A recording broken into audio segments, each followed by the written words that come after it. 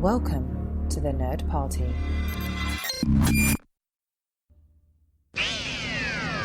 They can travel anywhere in time and space. Right. This is going to be fun. Off we go into time and space. Hi there! You guys look at that premiere episode of the next season! I'm loving the sonic screwdrivers already too. Put them in the air! Okay, my name is Maud Garrett and it's my job to get this panel started. After all, it is about time. So let's get her out here. She is our new doctor. Please give a standing ovation for Jodie Whittaker!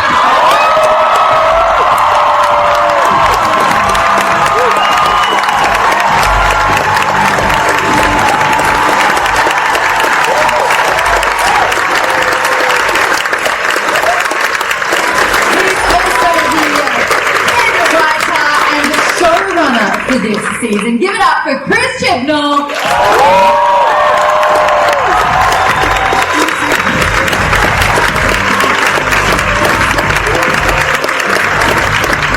And it's the executive producer. Guys, give it up for Matt Strevens.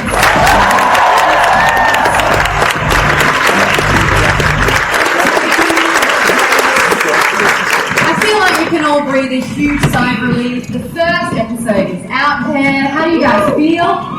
Wow. Emotional. Yeah. I would like to request that we watch the episodes with you guys every week. You come round to our house. It's like this. What was it like though? 5,000 plus people. You got to watch it with them, experiencing all the emotions together, and a lot happened in that episode, and I almost want to, digest the whole thing, but what was that like for you? Because this is, a year and a half plus in the making? I'm going to cry. We're all feeling incredibly emotional. It was just really special, and we've only shown it once before. Our families haven't seen it, and we've kept everything. I don't know whether you noticed, we kept a lot of things secret, including all those guest stars. But nobody had seen that trailer before tonight. It's a real privilege to bring it out into the open, and obviously that's what we've been aiming for all this way. But it's phenomenally emotional because I think we're really proud of it, if I'm being really honest, and I think.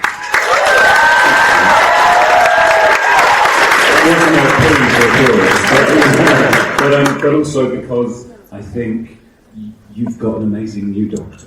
This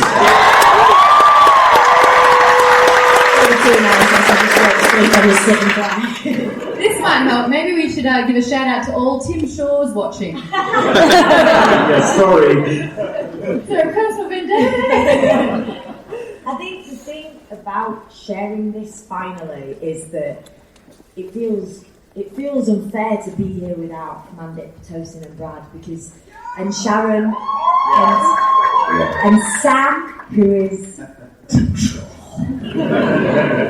Johnny Dixon, and all these incredible people that made up this episode, which the entire series is a love letter for every incredible inspiration and that gem of an idea that could be thrown into a season, but to start it with those guys and all the incredible talent of the cast and crew, and I know it's not an acceptance page, but just that it's so hard to convey how proud you are or honoured to be something without sharing it with the most important people, which is the fans. And without it, there isn't it. And so that's why I will sit and cry.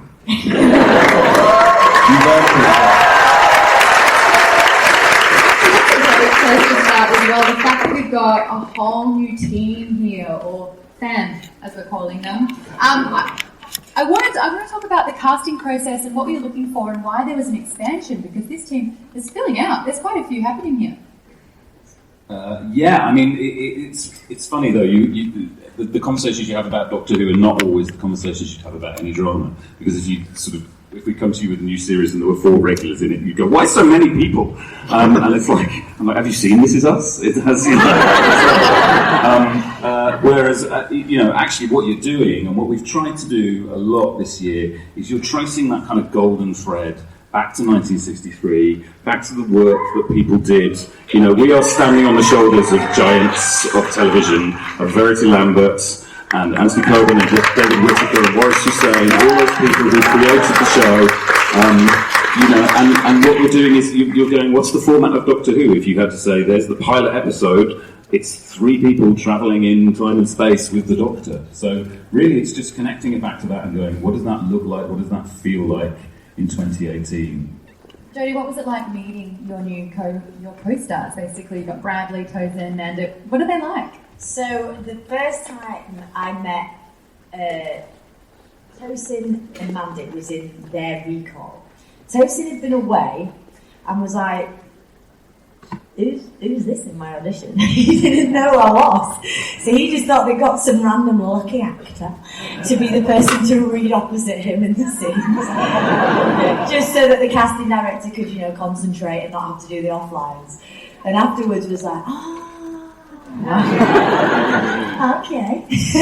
Mandy walked in and told some of her many hundred hilarious stories, and I overlapped. And the second she walked out, that is my new best friend. That is my new best friend. And she has just continued to be made up of funny bones. And Brad, or as Tosin calls him, showbiz, he might not have context here, but in the UK, he is Mr. Showbiz. He has his own show, he has his own albums, he has everything, and then we get to steal him for 9 months and have the pleasure of his company. And I think the thing that is really probably apparent, it's not fake chemistry. We all really get on and really love each other, and it's a long 9 months, and it's hard as it should be, and we hopefully are always there with each other, guiding each other through, or being a bit rude in the hilarity of it to each other, but it's brilliant. So Doctor Who's known for its social commentary and sort of like delivering amazing messages without smacking people over the head about it. And I think the word that keeps being brought up already this season is inclusivity. And it's, being able to look at the screen and being like, oh my gosh, I can relate to so many people here, and there's representation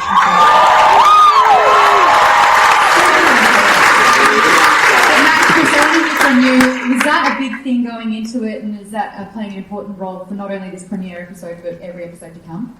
Yes, it is, and embarrassingly, it's the 2 white guys who are going to answer the question about representation, which is awkward. Yeah, it is. I mean, that's again what we were talking about. What does Doctor Who look like in 2018? What does it look like for the next few years?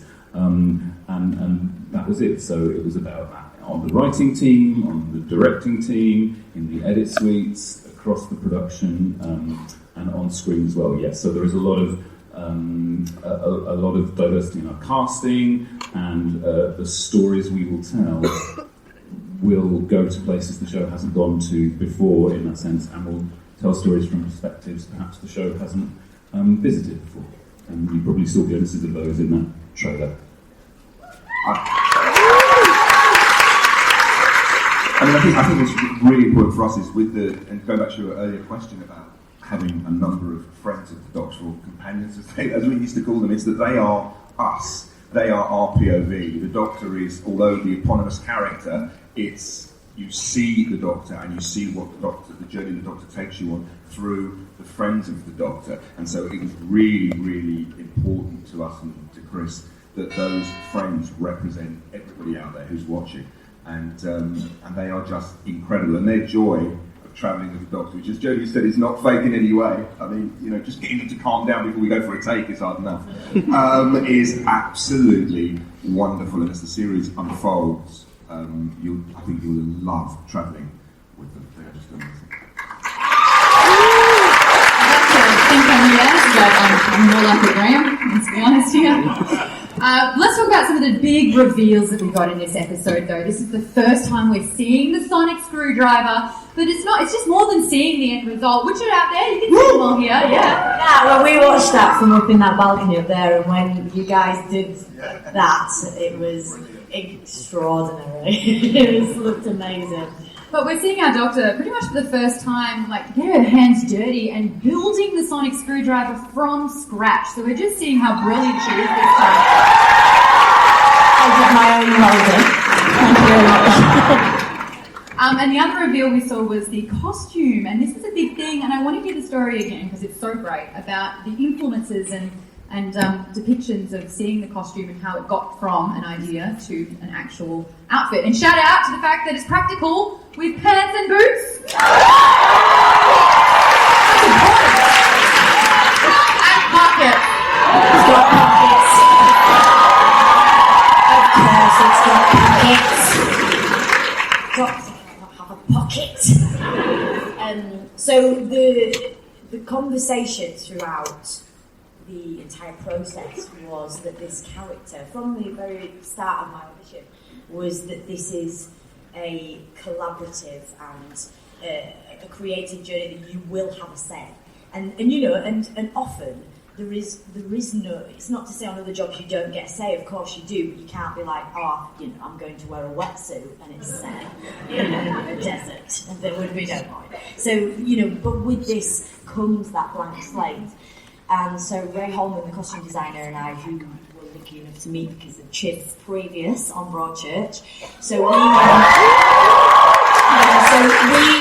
we met like secret squirrels, whispering and panicking, and I'd sent throughout my audition process, poor Chris, who probably wishes most people didn't have his number when they're auditioning for a job, because I sent you probably an image a day from something, somewhere, and the wonder of Google and sending things. But one of the images I sent, which I actually didn't mean to send as a costume reference, I was not getting beyond the audition stages. I loved the energy. It was a black and white image of a woman walking with purpose and deep in thought, with crop trousers, boots, braces and a t-shirt. And because it's black and white, you can't tell where it's from, but it has the fun element of a t-shirt. It has the timelessness of a pleat in a trouser leg, and it can, and if you look back at it and you held the image far away, it was genderless, and obviously that person could move in it, and it was comfortable. But the fact it was black and white as well didn't give it a mood. It was there to be created for us. So that was our starting off point, and then the coat. I love the coat. So and but the coat particularly, the conversations of colours and the use of colour, because I'm quite a colourful character. I like colour, and I think I wanted to reflect, the moments of brightness that there would be. But in the coat, it's a kind of, the interior lining is a dark blue, and I felt that represented the space I was falling through for this episode. And then the exterior is like a dawn sky, and it has the important things. It has a pocket, it has more than one. But without me ever spoiling this, it has every single stitch has a meaning, and every single cut, and every single piece of lining. And I won't tell you, because I'll wait until it's over, because the best thing for me is that you guys wear it, and you own it, and it's yours, and those things mean something to you, and then one day I'll share. Well, I'll just show again. This is a New York Comic Con panel, which means you guys get to ask questions as well. Okay, guys, we're all friends here, yeah?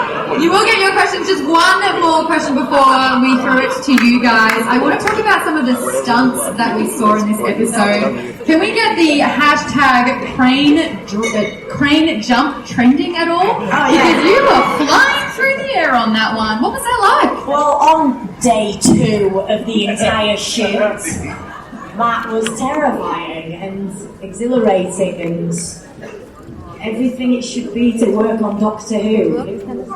It was very high.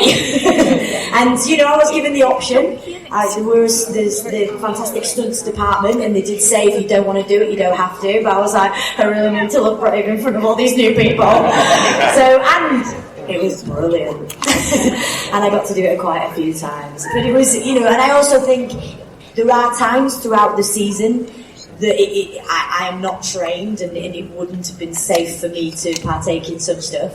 But that was very safe, if not, completely terrifying. But it served it. It needed my clumsiness and unheroic physique to clamber between those two cranes, for it to have the authenticity that it should, which is a new Doctor in a new body.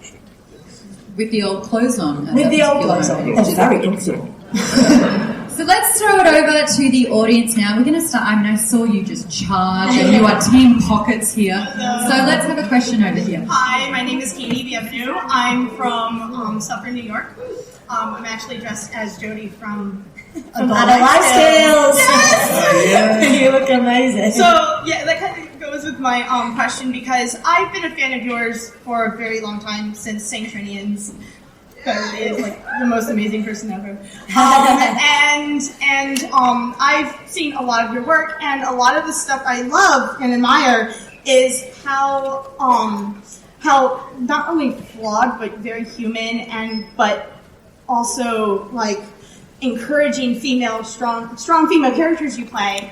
And I was wondering if you have any advice for the girls and the women who are watching, especially now, with given things lately around everywhere. Everywhere. But do you have any words of encouragement? Can we hear from the Doctor? I think we have a voice, and we are entitled to be listened to, and we are scary sometimes, and we sometimes have to unite to have the bravery to use it, but let's use it. Also, we are flawed, soz, but we are, and that's a wonderful thing to embrace. Perfection is not the aim.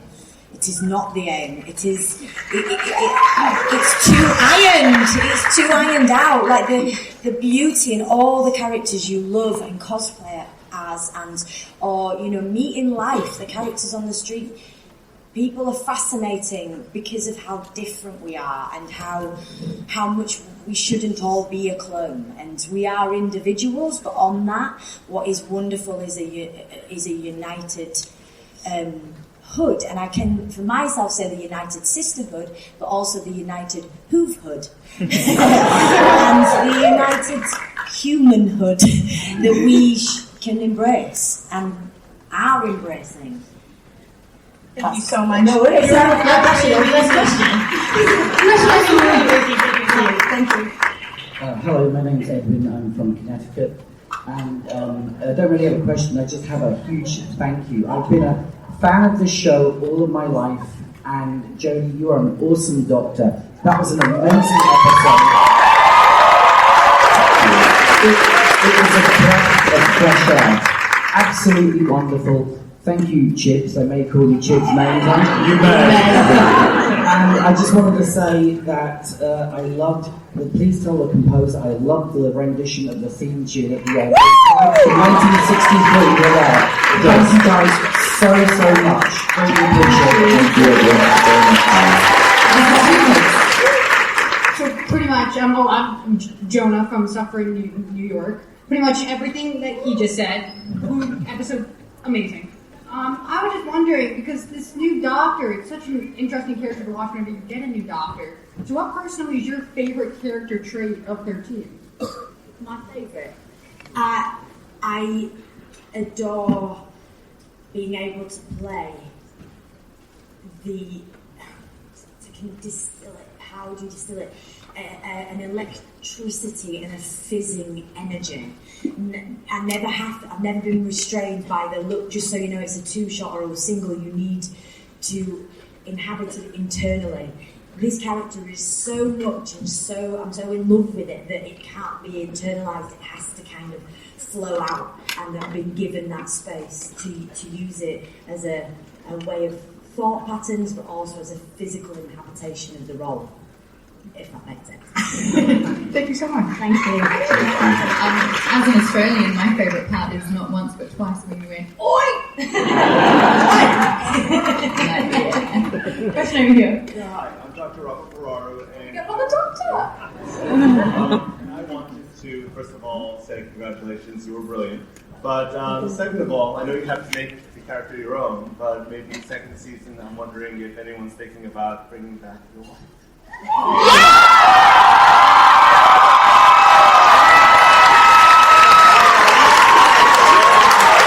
She's here somewhere.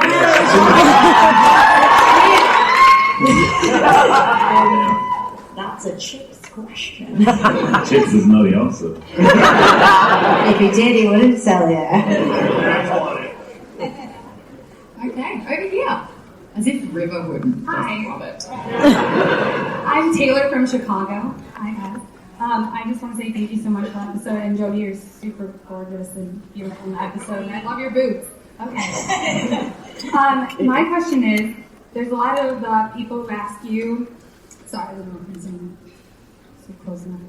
A lot of people ask you about your opinion on how the female doctor is going to affect girls now, but I would like to know what your influences are. Like, if you, you liked anybody growing up, books or yeah, but this is representative of the time I grew up. You know, I was born in '82, so sadly, for myself, in the sense of I didn't feel sad at the time because it was all I knew. They were all boys. Yeah, and so when I was growing up, I mean, you know, Jennifer Connelly in Labyrinth, so I had one. A beautifully flawed character, wonderfully flawed, you know, who has to question themselves throughout. Mikey in The Goonies. Atreyu. Falcor, we'll just chuck them all in. I wanted to be in The Flight of the Navigator. I wanted to be Elliot. I actually wanted to be Gertie because she was ace. He's going to the spaceship. I think for me, what I fell for was actually not the heroics in grown-ups. It was the heroics in the kids. And that tapped in for me, and that's the kind of energy that I've continued through life, and I really wanted to bring to the Doctor, because I think sometimes it's a mythology that children are naive, and they're not always, they're very often the most intuitive and smartest person in the room, and I wanted to tap into that, and often aren't jaded, aren't cynical, are just open-hearted and enjoy learning, and I think in those films when I was growing up, the possibility was open and there, and that's why it inspired me. Thank you. That's My name is Charles. I'm from Queens. Actually, in my class, I'm the only guy who's majoring in women's studies. What happened was that I'm actually doing a thesis, and it's interesting because everybody who I write about, whether it's Susan B. Anthony or Rosa Parks, they mostly passed away, but to actually talk to a living icon, the first Doctor, considering that Doctor Who started in the 1960s, and now today we've made so much progress. My question is, what type of lasting impact do you hope this will leave on all of us for future, not just science fiction shows, but just for all of us in general culture and everything like that? I think I'll pass this on obviously to you, but I think the thing I want it to be such a second of history that it becomes forgotten because it becomes the norm. We'll email be dining out on it a lot. And we'll be like, hiya, I don't know if you want to ask me some questions, you know, when I'm 90 years old and still clinging on to my glory. But as a human and as a citizen, I don't want this to be a moment. I'll pass that on to you. Who had the idea? you were the one who it wasn't a decision for you. You said that your doctor was going to be played by an actress. I suppose what I would crave is unity. Is that actually everybody in the world talks about division at the moment, and that's really hard. That's really hard to live in. And I think the Doctor is a great symbol of unity. And when the Doctor can be male or female, and also gender non-binary as well, and there are all kinds of. I think the most important thing is for my kids growing up that they know they can look up to men and women, and that heroes come in all shapes and sizes, and genders and sexualities, and ethnicities, and that's basic. Right? That's rule number one for the world. And I hope this season of Doctor Who shows you that. And I hope you enjoy episode 3 if you've been studying Rosa Parks. Thank you. Is that exclusive? Pretty much. On a Sunday afternoon. You might know it's like absolutely no spoilers. You just saw her in the trailer. You saw Vinette Robinson.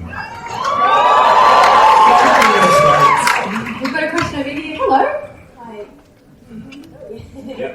I'm Jordan. I'm from here, and congratulations to all on this groundbreaking moment that we're going to forget right away. My question is for Chris.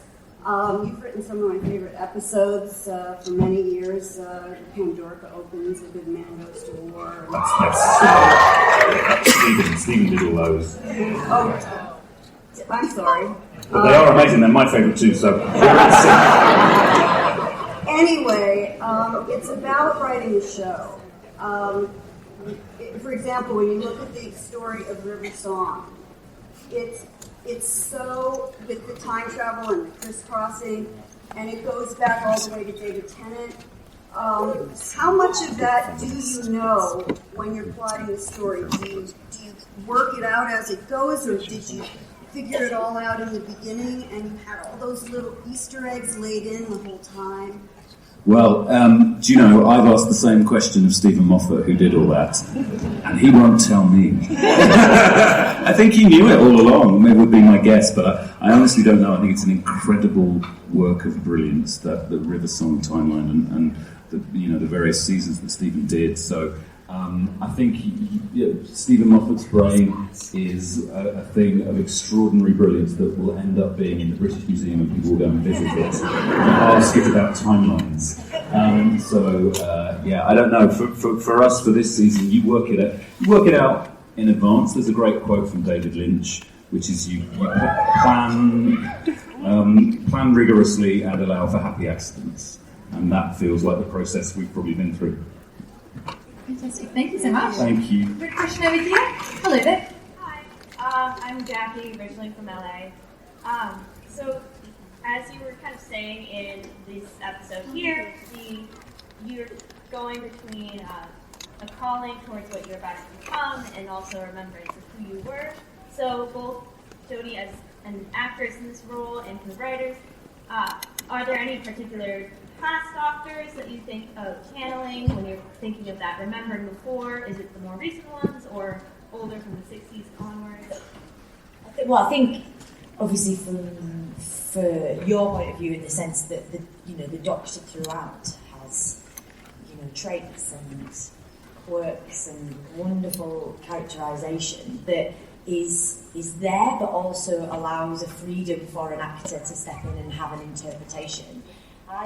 I am nicking the quote of the happy accidents, because for me, as a new Whovian who wants to say thank you to the Whovian family for letting me in and embracing me, I came at this with fresh eyes, and I wanted to trust what I've always kind of gone with in the past 12, 13 years of career is I'm listening and I'm using my instinct in that moment and being responsive to what's presented to me. And I didn't want to feel as if I was nicking someone else's mannerisms and not doing it very well. Like I was doing what I felt in that moment with this wonderful new team. But I think they're an inevitable overlaps and traits that are for every doctor and everyone, and then these moments that may be particular to a couple of doctors, but I think I can't take any credit for that. Are Friday egg sandwiches going to be a thing? I hope so. You've never had one? Are they not a thing outside of the UK? Is it fried egg sandwich? Sunny side up. Question here from the doctor.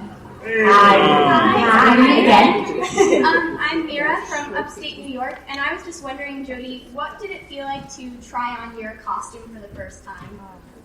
How do you like wearing it? I love wearing Yeah, it. I but- want to be a costume designer. Well, but also, somebody showed me something earlier to do with you that you've managed to replicate not just one of my costumes, but two. And I did see that, and you looked ace. No, don't worry, but you're incredibly talented. So anyone out here should know. Just check that out. It was amazing. But also, I think the thing for me and you wearing it is to feel at once at home and also free for the possibility of anything and everything. You're not being held back. You're not being dictated to by the constraints of something. And it's a really difficult thing to achieve. And I didn't achieve it. It was Ray and the incredible tailors and people involved in it. But all I know is I really hate that I'm not wearing it at the moment. I absolutely love putting my costume on, and it takes me about 2 seconds. Yes, and I do that thing of swinging at the door and throwing my arms out every time I come off a trailer. So why not? I look brilliant.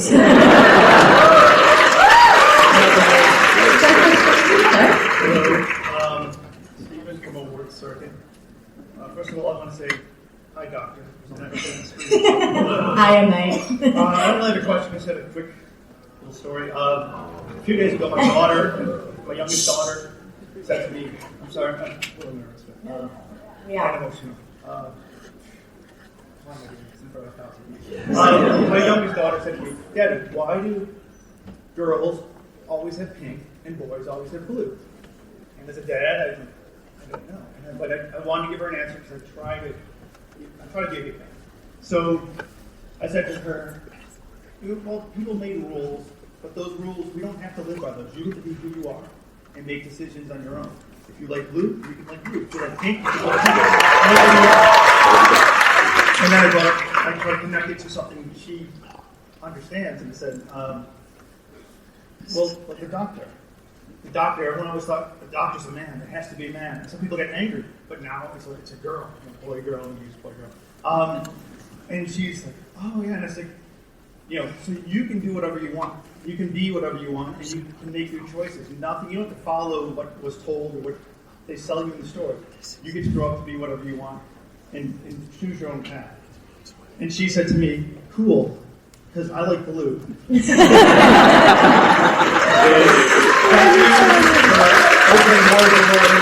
you.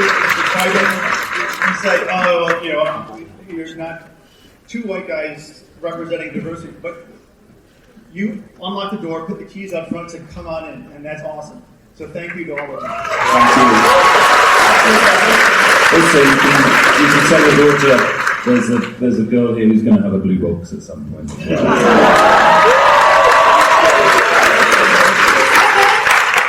Cool. My name's Matthew. I'm from Jersey.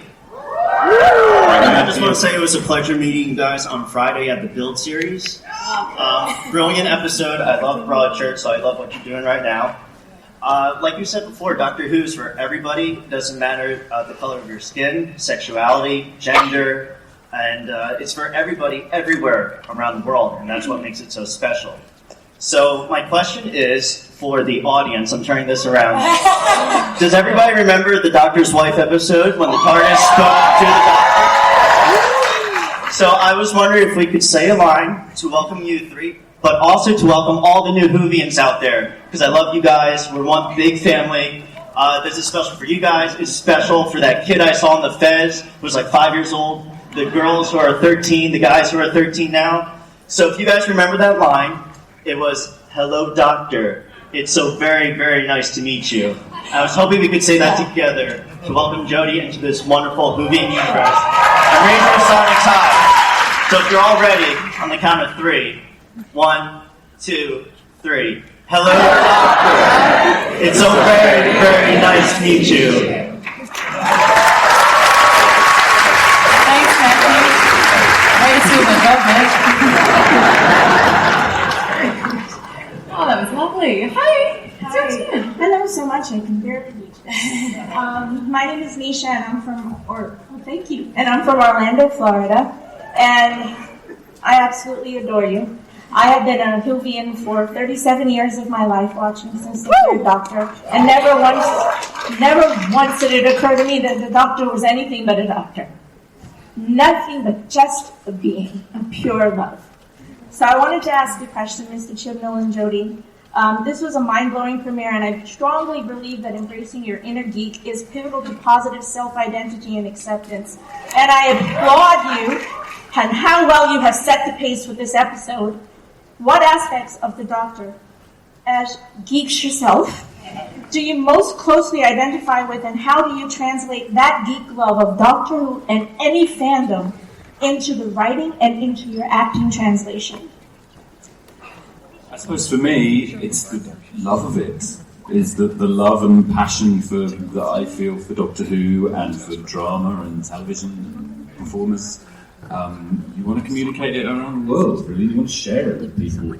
The aspect of the Doctor that speaks to me, and the aspect of Jodie's Doctor and the Doctor she brought into her audition, was the positivity to go forward into life and to meet whatever challenges are coming. And that's really it for me. The passion and the love. And here we go. I don't know where we're going, but we're going to find out along the way. And in the acting, I think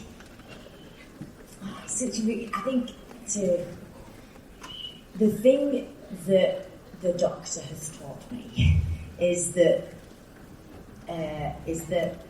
love and hope transcends time and space, and that's a big lesson to learn, and it's a challenge sometimes.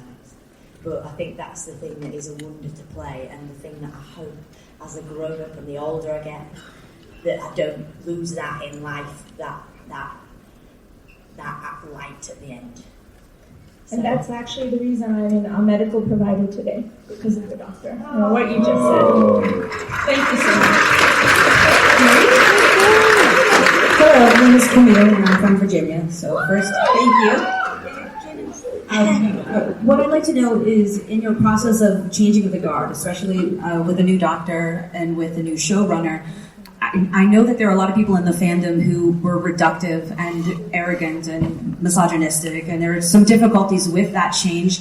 How did you not let that kind of backlash get you down to find the positivity to just do this amazing process and get to where we are today? I think sometimes the angry voices can often seem the loudest, but they're not the most representative. And I think sometimes we do think it's a bigger noise than it is, because it's the thing that gets passed more comfortably than a compliment often. But the reason why I don't let it get me down is because it's daft. It's like, and I was working with people who brought joy and fun and made the place of work I was in safe and inclusive and free for everyone to be the best they could be. And so that outside noise, it doesn't penetrate that space. And also, just to make it clear that there are so many beautiful, wonderful people out there and hopeful people out there like yourselves, is that the day after Jodie pulled back the hood and was announced in that wonderful reveal video, after Roger Federer had won Wimbledon, I was called into a meeting at the BBC where they have number crunchers and people working through the night and stats. And the worldwide global response on social media to Jodie being announced was 83% positive. Not bad. So as Jodie says, the sort of negative voices are often the loudest, but they were not the most representative. And everybody, I think, took it to their hearts the minute the hood came down. Also, there's this I mean, we all saw it, that amazing moment when the doctor's talking to Tim Shaw, saying we all have the ability to make and to have and to be the incredible change. It's just a choice that we have to make. We can honour what we were, but we have the power to be who we want to become. How good was that? Sorry, that just sort of sunk in with me, and I was like, right on. Love it. We've got time for one last question, and it's you. This is it. Sorry, guys. Sorry, Doctor. Hi, I'm Lauren from Jersey by way of the Bronx. So first off, I want to say, Jodie, we have waited a very long time for you, and we are so glad you are here. Now my question is, I'm sorry, as we all are.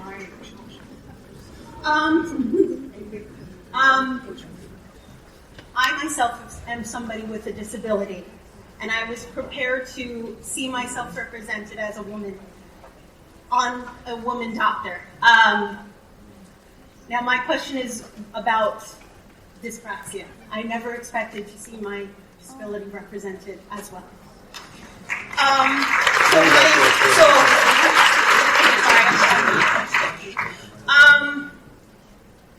With that, and I appreciate that you didn't have Ryan succeed with the bike, because that's a process and it doesn't happen that easily. My question is, when you created that role, did you seek out an individual with a disability, or was that something that became a part of the actor, and will that continue to be showcased throughout the rest of the series? So number one, thank you for sharing that. I really appreciate that. And it's difficult, I understand what you stand up and say in this room. And as emotional as you feel, that makes me, and I'm sure us, feel emotional as well. My nephew has dyspraxia. I have friends with kids with dyspraxia. We did a screening at Sheffield recently to launch the show. A couple of journalists there came up to me and said, I have dyspraxia. We worked with the Dyspraxia Foundation in the UK and talked to them. And also, but to your point about, that's not an episodic story, and that finishes at the end of that episode for Ryan. It will carry on. It's a part of him, but it's also, and I want to phrase this right. There are lots of defining parts to Ryan, and that is one of them. I don't have the condition, so I can't speak to it as well as you can. But when we talk about heroes come in all shapes and sizes, that's what we need. It's people like this. Thank you. That was an amazing final question. That's all we have time for with the Q&A, but guys, don't go anywhere. We actually have an exclusive that we're about to show you. This is a Comic-Con, a New York Comic-Con thing. So, I'm going to show you a picture real quickly, but I just want to talk about the fact that for this Comic-Con, Mattel has actually been making a collectible range of Barbie dolls, and already Wonder Woman, X-Files, Mad Men, Hunger Games, and Lord of the Rings have all been announced so far. But right now, I'm so proud and honoured to announce that Doctor Who is now going to be a Barbie collectible.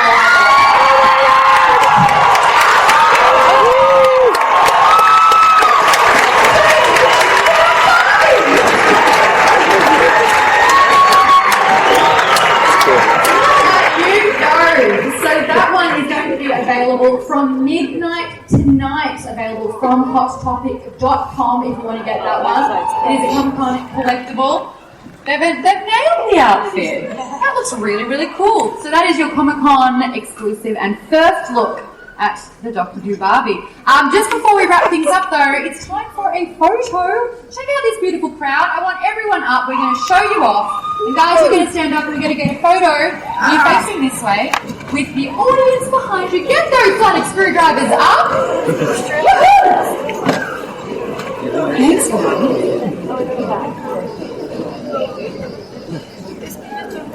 yeah, Jodie in the middle, guys.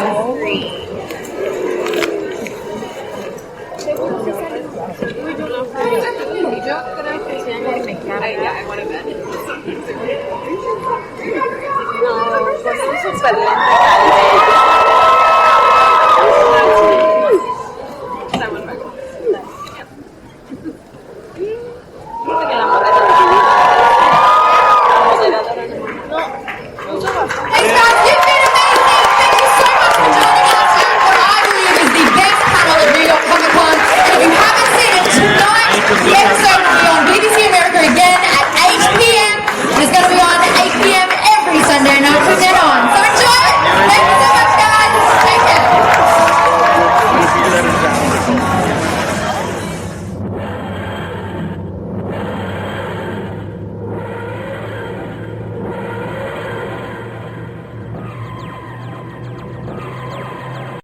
This is BBC Television.